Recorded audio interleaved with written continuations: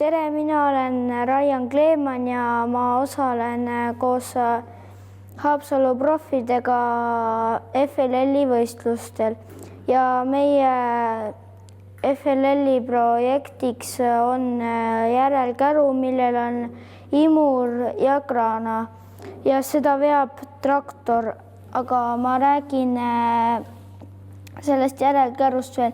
Imur imeb väiksemat prahti ja ta tunneb ära, mis on kivi ja mis on prügi.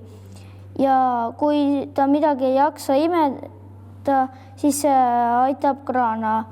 Ja kraana tõstab siis mingi prügi, suurema prügi tõstab siis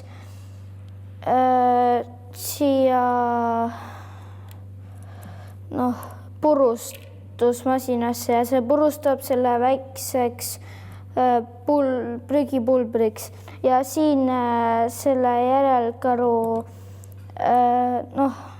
imuri sees on veel ka purustusmasin, mis purustab selle väikse prügi veel väiksemaks prügiks ja siin sees toimub siis, siit tõstab kraana prügi sisse, see purustub väikseks pulbriks ja läheb lintide abil siia siia kasti, kus on selle prügi kogum.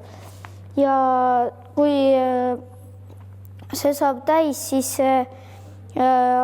see käru annab GPS-i kaudu märku, et see on täis ja GPS paneb ise lähima